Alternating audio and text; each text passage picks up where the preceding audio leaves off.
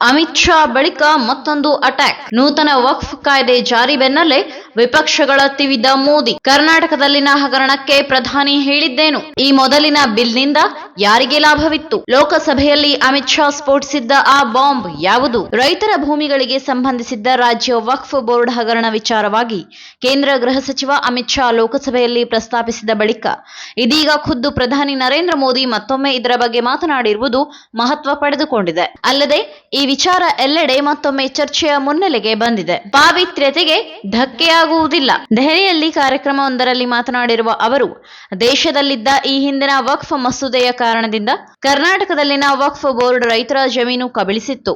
ಅಲ್ಲದೆ ಹರಿಯಾಣದಲ್ಲಿ ಗುರುದ್ವಾರ, ಕೇರಳದಲ್ಲಿ ಚರ್ಚ್ಗಳಿಗೆ ಸಂಬಂಧಿಸಿದ ಜಾಗವನ್ನು ಸಹ ಇದೇ ರೀತಿ ವಶಪಡಿಸಿಕೊಳ್ಳಲಾಗಿತ್ತು.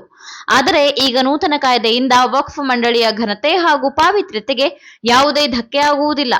ಅಲ್ಲದೆ ಮುಸ್ಲಿಮರಲ್ಲಿನ ಬಡವರ ಹಾಗೂ ಮಹಿಳೆಯರ ಏಳ್ಗೆಗೆ ಈ ತಿದ್ದುಪಡಿ ಮಸೂದೆಯು ಕಾರಣವಾಗಲಿದೆ ಎಂದು ಮೋದಿ ಅಭಿಪ್ರಾಯಪಟ್ಟಿದ್ದಾರೆ. ಸಂವಿಧಾನಕ್ಕಿಂತ ಹೆಚ್ಚೆಂದು ಬಿಂಬಿಸಲಾಗಿತ್ತು.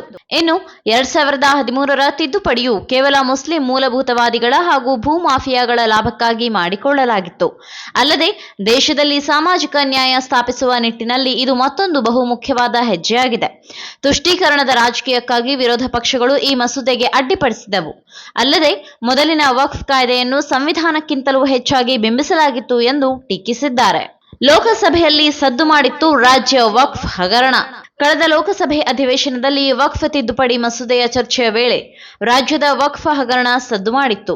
ರಾಜ್ಯದಲ್ಲಿನ ವಕ್ಫ್ ಬೋರ್ಡ್ ಆಸ್ತಿಗಳ ದುರುಪಯೋಗದ ಕುರಿತು ಕೇಂದ್ರ ಗೃಹ ಸಚಿವ ಅಮಿತ್ ಶಾ ಸದನದಲ್ಲಿ ಪ್ರಸ್ತಾಪಿಸಿ ವಿಪಕ್ಷಗಳ ವಿರುದ್ಧ ವಾಗ್ದಾಳಿ ನಡೆಸಿದ್ದರು.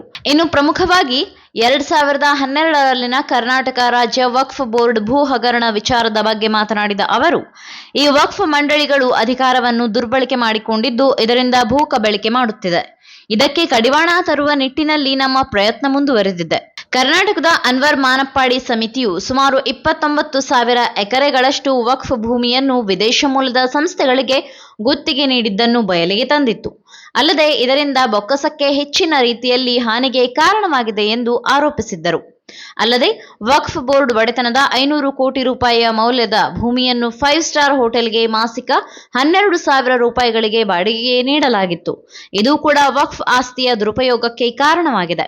ಇನ್ನು 2001 ಮತ್ತು 2012ರ ವೇಳೆಗೆ 2 ಲಕ್ಷ ಕೋಟಿ ರೂಪಾಯಿ ಬೆಲೆಯ ಆಸ್ತಿಗಳನ್ನು 100 ವರ್ಷದ ಅವಧಿಗೆ ಖಾಸಗಿ ಸಂಸ್ಥೆಗಳಿಗೆ ಗುತ್ತಿಗೆ ನೀಡಲಾಗಿದೆ. ಅಲ್ಲದೆ ದೀರ್ಘಾವಧಿಯ ಕಂಟ್ರೋಲ್ ಹಾಗೂ ಈ ಆಸ್ತಿಗಳ ನ್ಯಾಯಸಮ್ಮತ ಬಳಕೆಯ ಕುರಿತು ಆ ಸಮಿತಿಯು ಕಳವಳವನ್ನ ವ್ಯಕ್ತಪಡಿಸಿತ್ತು ಎಂದು ಹೊಸ ಬಾಂಬ್ ಸ್ಫೋಟಿಸಿದ್ದರು. ಗ್ರಾಮಗಳನ್ನೇ ವಕ್ಫ್ ನುಂಗಿತ್ತು. ಅಂದಹಾಗೆ 602 ಎಕರೆ ವಕ್ಫ್ ಭೂಮಿಯ ಅತಿಕ್ರಮಣ ತಡೆಯಲು ಕರ್ನಾಟಕ ಹೈಕೋರ್ಟ್ನಲ್ಲಿ ಕಾನೂನು ಹೋರಾಟ ನಡೆದಿದೆ. ಇನ್ನು ವಿಜಯಪುರ ಜಿಲ್ಲೆಯ ಹೊನವಾಡ, ಕೋಲಾರ ಗ್ರಾಮಗಳಲ್ಲಿ ವಕ್ಫ್ ಮಂಡಳಿಯು ತನ್ನದೆಂದು ಹಕ್ಕನ್ನು ಮಂಡಿಸಿದ ನಂತರ 1,500 ಎಕರೆ ಭೂಪ್ರದೇಶವು ವಿವಾದಕ್ಕೆ ಒಳಗಾಯಿತು. ಬಳಿಕ ಇದು ಆ ಜನರ ಕಾನೂನು ಹಾಗೂ ಆಡಳಿತಾತ್ಮಕ ಘರ್ಷಣೆಗೆ ಕಾರಣವಾಗಿತ್ತು ಎಂದು ರಾಜ್ಯದ ವಕ್ಫ್ ವಿಚಾರವನ್ನು ಸದನದಲ್ಲಿ ಅಮಿತ್ ಶಾ ಬಯಲಿಗೆ ತಂದಿದ್ದರು. ಇನ್ನು ಚಿಕ್ಕಮಗಳೂರಿನ ದತ್ತಪೀಠಕ್ಕೆ ಸೇರಿದ ಜಮೀನಿನ ಮೇಲೆ ಕರ್ನಾಟಕ ವಕ್ಫ್ ಬೋರ್ಡ್ ಹಕ್ಕು ಮಂಡಿಸಿದ್ದರಿಂದ ಬಳಿಕ ಅದು ಕಾನೂನು ವಿವಾದಕ್ಕೆ ಆಸ್ಪದ ಮಾಡಿಕೊಟ್ಟಿತ್ತು ಎಂದು ಹೇಳುವ ಮೂಲಕ ಗೃಹ ಸಚಿವ ಅಮಿತ್ ಶಾ ರಾಜ್ಯದ ವಕ್ಫ್ ಭೂ ಹಗರಣವನ್ನು ಪ್ರಸ್ತಾಪಿಸಿ ಕಾಂಗ್ರೆಸ್ ವಿರುದ್ಧ ಅಬ್ಬರಿಸಿದ್ದರು.